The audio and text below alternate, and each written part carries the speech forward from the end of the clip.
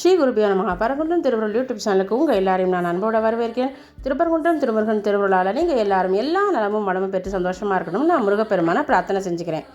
இன்றைக்கி அதாவது ஜூலை 14, 2025 இன்றைக்கி ரொம்பவே விசேஷமான ஒரு நாள். இன்றைக்கி தான் திருப்பரங்குன்றம் கோவிலில் கும்பாபிஷேகம் நடக்குது. அதிகாலை 5:30 மணிலேருந்து 6:30 மணி சுமாருக்குள்ளே முகூர்த்தம் வச்சுருக்காங்க. அநேகமாக நீங்கள் வீடியோவை பார்க்கும்போது கும்பாபிஷேகம் நிறைவடைஞ்சிருக்கும். கும்பாபிஷேகத்தை நேரலையும் கண்டு மகிழ்ந்த அத்தனை பக்தர்களையும் நான் வணங்கி நமஸ்கரிக்கிறேன். இந்த வீடியோவில் நம்ம குரு பாதுகா ஸ்தோத்திரத்தினுடைய 4வது ஸ்லோகத்தினுடைய பொருள் பார்க்க போகிறோம்.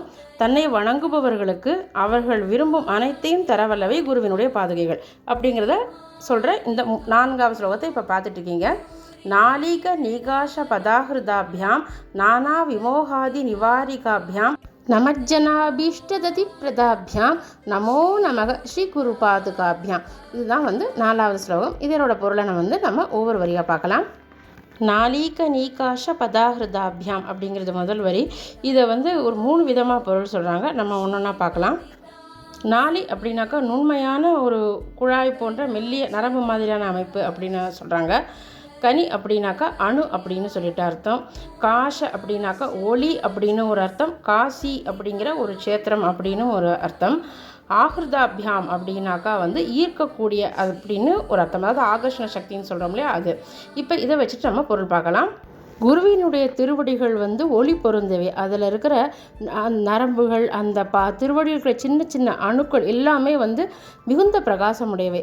அந்த பிரகாசத்தை பூராவுமே ஆகர்ஷணம் செஞ்சு ஈர்த்து தன்னுள்ள வச்சிட்ருக்கிறது குருவினுடைய பாதுகைகள் தான். குருவினுடைய பாதத்திலே இருக்கிறதுனால அத்தனை பிரகாசத்தையும் அது ஆகர்ஷணம் பண்ணி தன்னுக்குள்ளே அடக்கி வச்சிருக்கு. அதனால் அதை வணங்குற பக்தர்களுக்கும் கூட அவர்களுடைய உள்ளொளியை அது பிரகாசமாக்கி தருது.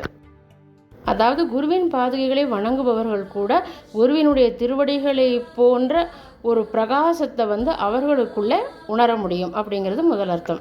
இதில் காசபத அப்படின்னாக்கா பிரகாசமான பதம், அதாவது அந்த இடம் அப்படின்னு ஒரு அர்த்தம். அந்த பாதை அப்படின்னு ஒரு அர்த்தம் இருக்குது. அதாவது குரு நடந்து போகிற அந்த பாதை ஒளி பொருந்திய பிரகாசமான பாதை. அதாவது பேரின்பத்தை நோக்கி நம்மை அழைத்து செல்கிற பாதை அது. அந்த பாதையை நமக்கு தர வல்லது மெல்லியதான சின்ன சின்ன அணுக்களாலான குருவினுடைய பாதுகைகள் அப்படிங்கிறது 2வது அர்த்தம். இதில் காஷ பதங்கிறதுக்கு 3வது அர்த்தம்னு சொல்கிறாங்க. அதாவது பிரகாசமான பதம் அப்படிங்கிறத தவிர காசி அப்படிங்கிற ஒரு உயர்ந்த மோட்ச க்ஷேத்திரம் சொல்கிறோம் இல்லையா, அந்த காசியினுடைய பதம், அதாவது மோட்சம், அதை அளிக்கக்கூடியது குருவினுடைய பாதுகைகள் அப்படின்னும் ஒரு அர்த்தம் வச்சுக்கலாம். நானா விமோகாதி நிவாரிகாபியாம், அதாவது மாயை, அஞ்ஞானம் முதலியவற்றை நிவர்த்தி செய்யக்கூடிய சக்தியுடையது குருவினுடைய பாதுகைகள். இதில் நீங்கள் பார்த்தீங்கன்னா இப்போ 2வது வரியும் முதல் வரியுமே சேர்த்து நம்ம பொருள் கொள்ளலாம்.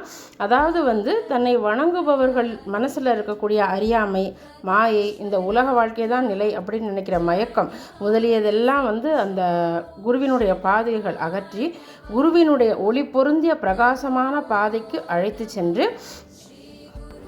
சிஷ்யனையும் குரு போலவே ஒளி பொருந்திய ஞானம் உடையவராக பண்ணி காஷி பதம் அப்படிங்கிற மோட்சம் வரைக்கும் அழைத்து செல்லக்கூடிய ஒரு மகிமை உடையது குருவினுடைய பாதுகைகள் தான்.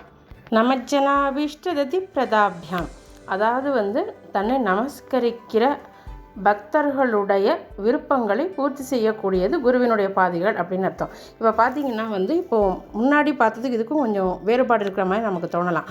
அதாவது எல்லாருமே ஏதாவது வரங்களை கோரி தான் நம்ம கடவுளையோ அல்லது குருவையோ நம்ம வணங்க போகிறோம். முதல்ல அதிலே தான் நம்ம நிறைய பேருக்குமே ஆன்மீக வாழ்வு அப்படிங்கிறது ஆரம்பிக்குது.